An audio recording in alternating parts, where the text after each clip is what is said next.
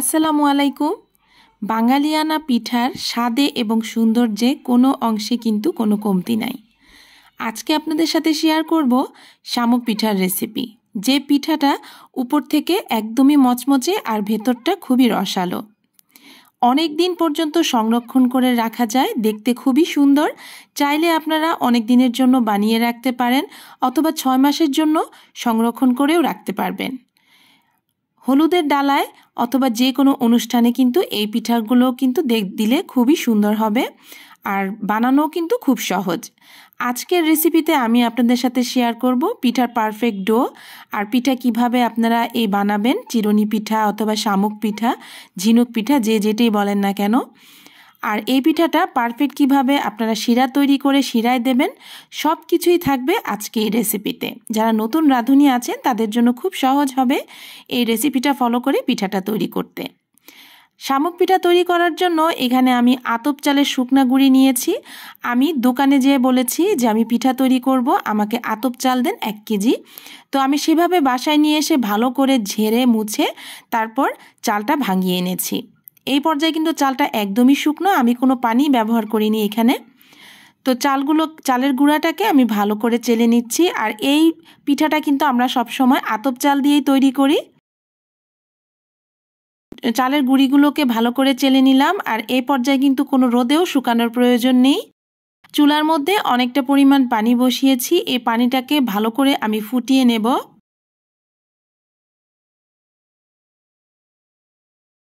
বেশি পরিমাণ পানি আমি নামিয়ে নিয়েছি। আর এখানে আমি যেতটুকু পরিমাণ চালের গুঁড়া নিয়েছি তার 4 ভাগের 1 ভাগ নিয়েছি পানি, আর দিয়ে দিয়েছি স্বাদমতো লবণ। আর অফ ক্যামেরায় দিয়েছিলাম, তাই আপনাদেরকে লবণটা দিয়ে দেখালাম যে এতটুকু পরিমাণ লবণ আমি দিয়েছি। ভালো করে পানিটা বলক এসে গেলে, ফুটে গেলে এবার চালের গুঁড়া সম্পূর্ণ দিয়ে দিচ্ছি। অল্প পরিমাণ পানি দেওয়াতে যেটা হবে, চালের গুঁড়াতে সুন্দরভাবে ভাপটা লাগবে। আর আমি ঝরঝরে একটা কাই করে নেব। আঁচটা একদম কমিয়ে দিয়ে 2 মিনিটের জন্য ঢাকনাটা ঢেকে দিলাম। 2 মিনিট পর ঢাকনাটা খুলে এখন ভালোভাবে নেড়েচেড়ে মিশিয়ে নিব।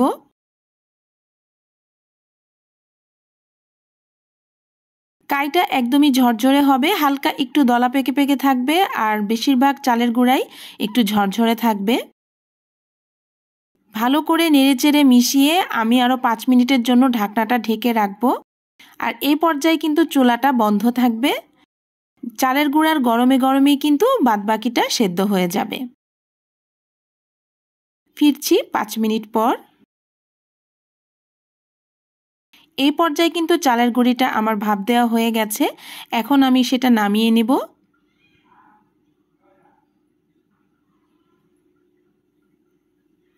দেখে হয়তো বুঝতে পারছেন একদমই ঝরঝরে, আমি একটু হাতে ধরে দেখাচ্ছি। এই পর্যায়ে দেখুন মুঠি করলে কিন্তু অনেকটা আমার হাতে মুঠিতে চলে আসছে, দলা পেকে যাচ্ছে। তো সেই পর্যায়ে আমি নামিয়ে নিচ্ছি, বড় একটা ডিশের মধ্যে নিয়ে নিচ্ছি। আর ফুটন্ত গরম পানি অল্প পরিমাণ এখানে দিচ্ছি। অতিরিক্ত পরিমাণ দিলে কিন্তু কাইটা একদমই নরম হয়ে যাবে। অল্প পরিমাণ দিতে হবে, আর কাইটা কিন্তু একটু শক্ত শক্ত হবে। এখন আগে আমি এভাবে ভালো করে একটু এই উল্টানির সাহায্যে মিশিয়ে নিচ্ছি, যেহেতু পানিটা অনেক গরম। এখন ভালোভাবে মথে নেব গরম গরম অবস্থায়। যতটুকু হাতে সওয়া যায় সেভাবে করে মথে নিতে হবে। আমি আবারও বলছি, কাইটা কিন্তু শক্ত শক্ত হবে। বারবার মেখে নিতে নিতে কিন্তু খুব সুন্দর নরম হয়ে যাবে। প্রথম পর্যায়ে কিন্তু মনে হবে যে আরও পানির প্রয়োজন হবে, মোটেও পানি দেয়া যাবে না। অল্প পরিমাণ পানির মধ্যেই কিন্তু এই কাইটা করে নিতে হবে। আর গরম অবস্থায় ভালো করে মথে ডোটাকে একদম ভালোভাবে ফিনিশিং করে নিতে হবে।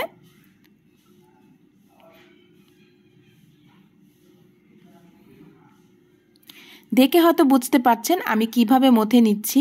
ভালো করে মসৃণ করে নিতে হবে মথে মথে। তো এইভাবে মথে আমি ভালো করে গোল গোল করে একটা পাতিলে ঢাকনা দিয়ে ঢেকে রাখছি।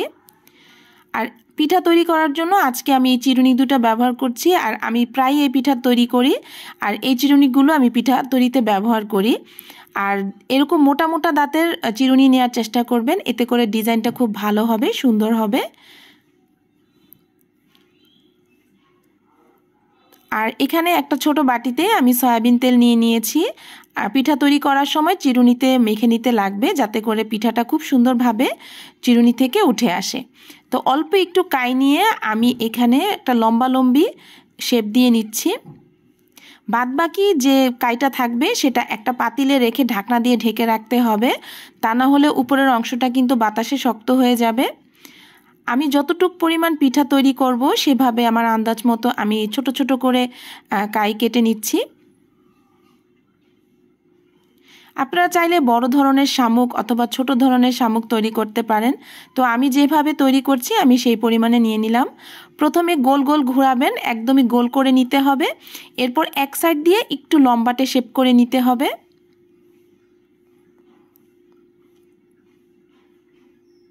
প্রত্যেকটা আমি এভাবেই তৈরি করে নিচ্ছি। চেষ্টা করবেন এক সমান করে সবগুলো পিঠা তৈরি করতে, এতে করে ভাজতে, পিঠা শিরায় দিতে সব কিছুই আঁচ সমানভাবে লাগবে, সুন্দর সমানভাবে হবে। এই যে আমি এভাবে সবগুলো শেপ দিয়ে নিয়েছি। আর অতিরিক্ত একবার এভাবে তৈরি করা যাবে না, এক ব্যাচ তৈরি করে ভেজে নিতে হবে।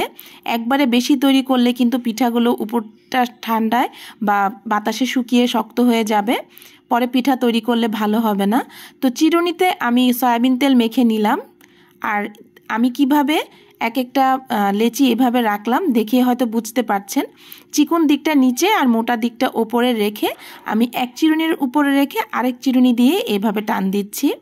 খুবই আস্তে আস্তে আমি আপনাদেরকে করে দেখাচ্ছি, যাতে যারা নতুন রাঁধুনি আছেন বা পিঠা তৈরি করতে ইচ্ছুক তারা এটা দেখে খুব সহজে এই পিঠাটা তৈরি করতে পারেন।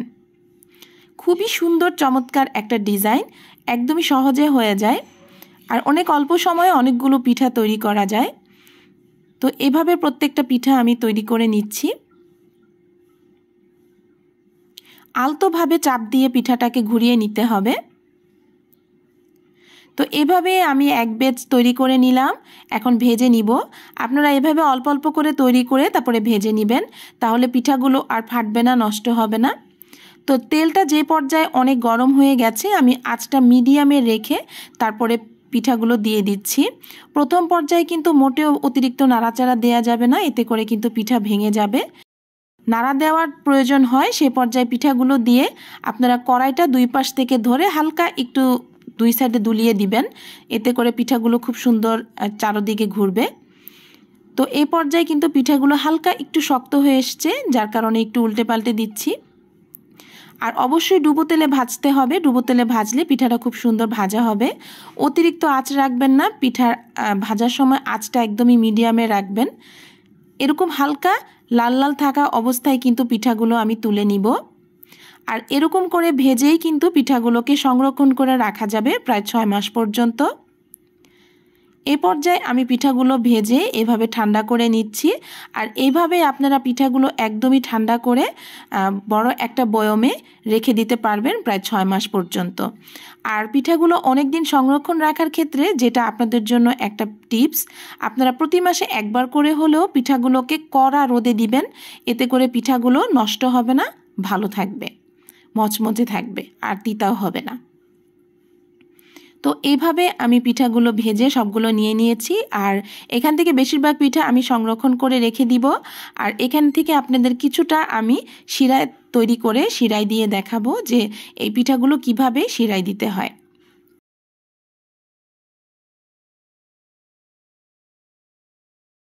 একটা পাতিল নিয়েছি, এর মধ্যে অল্প পরিমাণ পানি নিয়েছি। এর মধ্যে দিয়ে দিচ্ছি মিষ্টি জিরা অথবা পানের যে মশলা থাকে সেটা, আর দিয়ে দিচ্ছি অর্ধেকটা তেজপাতা একটু ছিঁড়ে। এই পিঠায় কিন্তু এই মশলাটা দিলে খেতে খুবই ভালো লাগে। আর যারা এটা পছন্দ না করেন এটা স্কিপ করতে পারেন, না দিলেও চলবে, তবে তেজপাতাটা দেওয়ার চেষ্টা করবেন, এতে করে গুড়ের ফ্লেভারটা খুব ভালো আসে। এরপর দিয়ে দিচ্ছি আখের গুড়। আজকে পিঠা তৈরি করতে আমার যে পরিমাণ গুড় লাগবে আমি নিয়ে নিচ্ছি। চেষ্টা করবেন আখের গুড়টাই নেওয়ার জন্য, এতে করে পিঠাটা খেতে খুবই স্বাদের হয়, মচমচে হয়।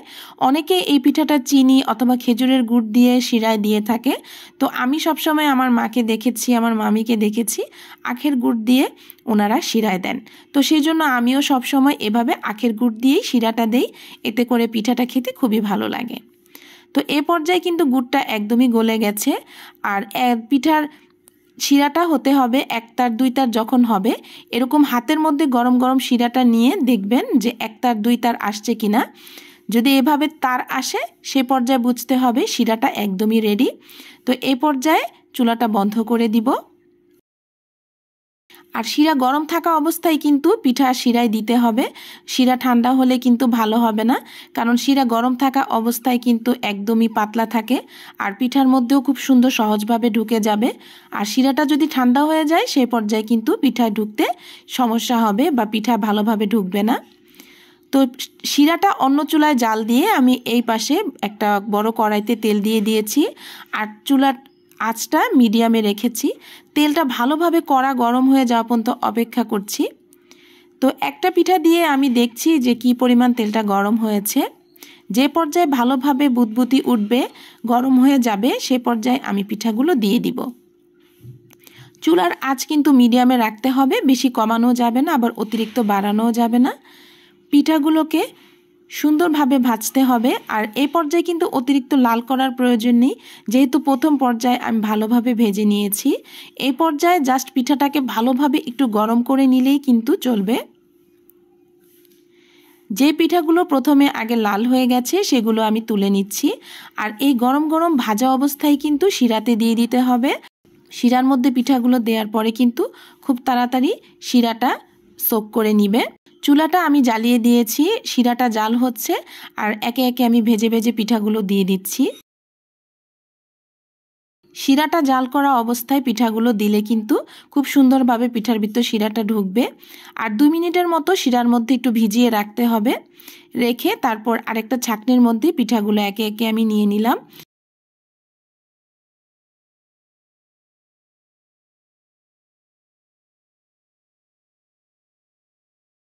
পিঠাগুলো সব শিরায় দিয়ে নিয়েছি।